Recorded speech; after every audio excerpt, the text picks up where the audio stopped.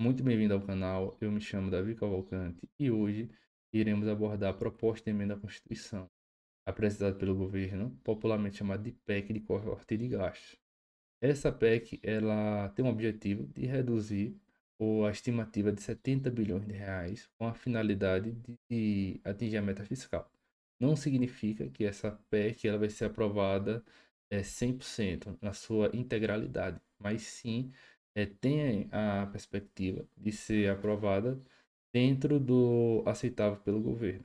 E também se o governo tiver força política para aceitar, levando em consideração que o Congresso atualmente tem muito deputado de direita. O primeiro ponto que essa PEC aborda é exatamente a limitação da remuneração de servidores públicos com alta remuneração.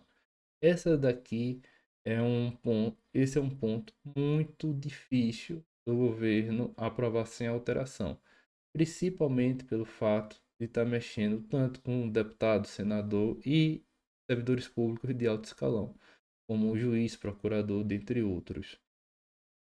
Além disso, esse texto, essa redação apresentada aqui, eu julgo como infeliz, no mínimo, principalmente que ele limita muito o recebimento do servidor público, principalmente que ele está seguindo o entendimento atual do STF e não permite o servidor receber de modo algum acima do teto da Constituição.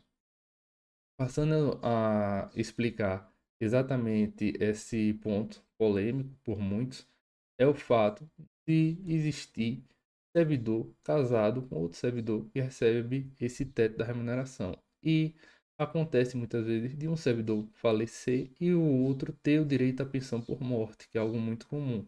E o STF está negando toda a pensão por morte diante do entendimento dele que servidor algum pode passar desse teto remuneratório.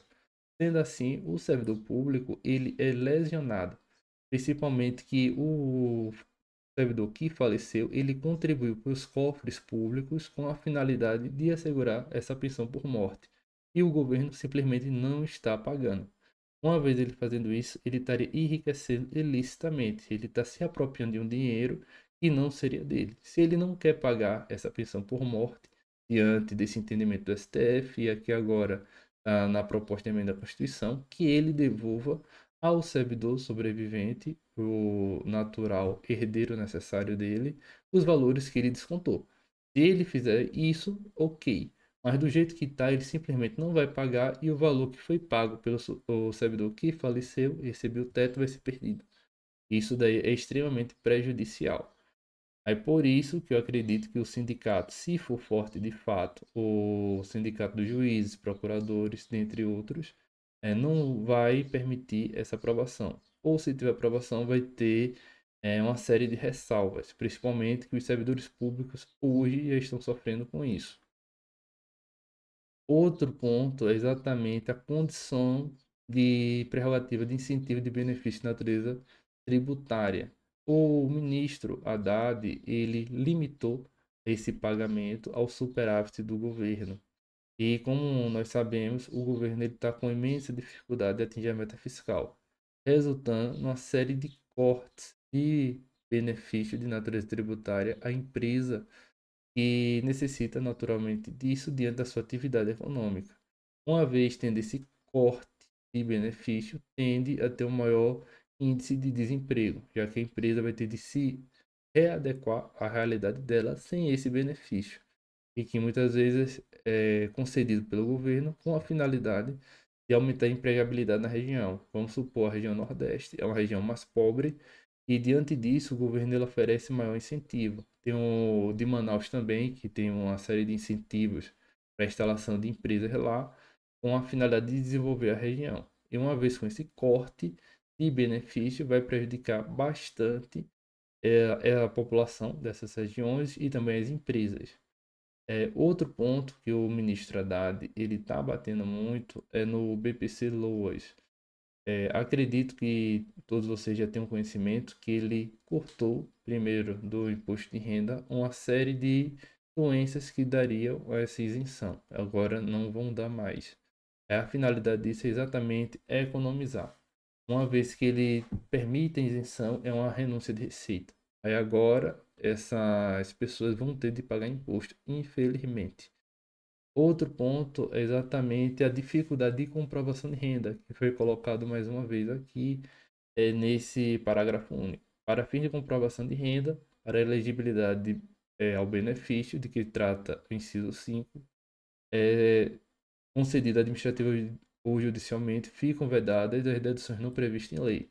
Isso daqui é exatamente para dificultar o acesso. Essa PEC também está afetando a educação. Essa alteração daqui é altamente prejudicial e anteriormente ela permitia fixava que o governo, salvo engano, tinha de investir até 22%. Agora ele modificou que no lugar do mínimo ele botou até 20%, dando margem à União, o governo federal.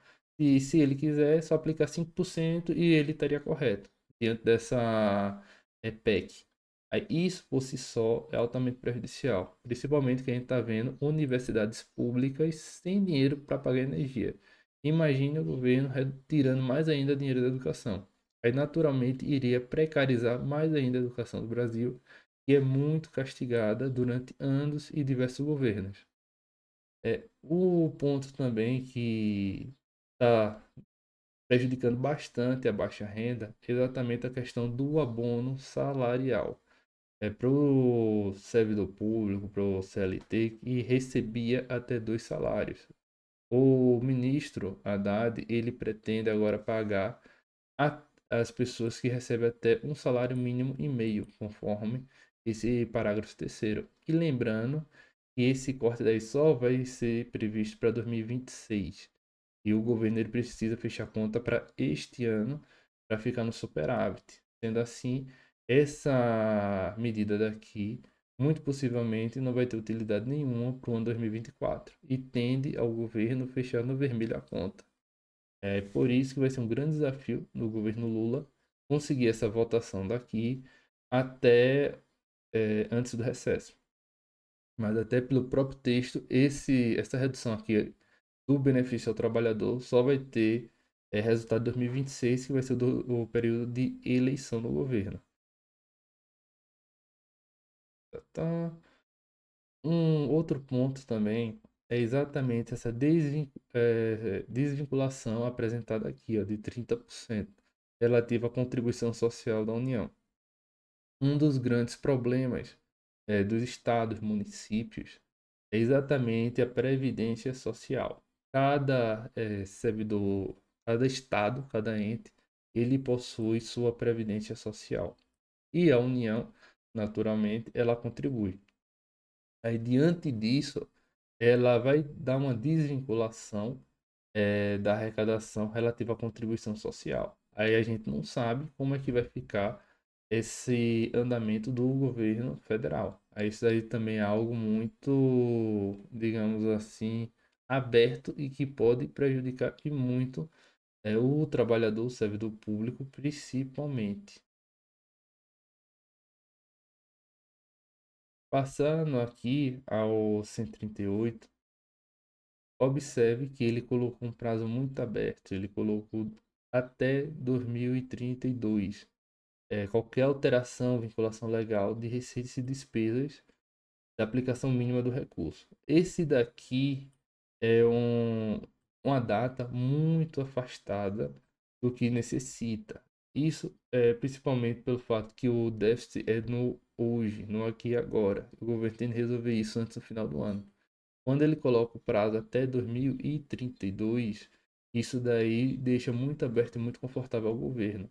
E tende a administração fechar no vermelho nesse ano 2024. E uma vez fechando no vermelho nesse ano 2024, ele não vai pagar benefícios das empresas e vai prejudicar. Aí vai ser um efeito dominó em cascata. Passando ao último ponto, é exatamente essa subvenção poderá reduzir ou limitar na elaboração das leis ordinárias. Isso daqui é algo muito perigoso, principalmente para o Congresso, que ele é o guardião do orçamento. e acredito que o Congresso ele não vai permitir essa alteração aqui na elaboração e execução de leis orçamentárias, principalmente pelo fato do governo ele estar atacando as emendas parlamentares. É um ponto muito sensível que não está agradando a ninguém do Congresso Nacional. E o governo ele vai ter que fazer um grande esforço para resolver a situação.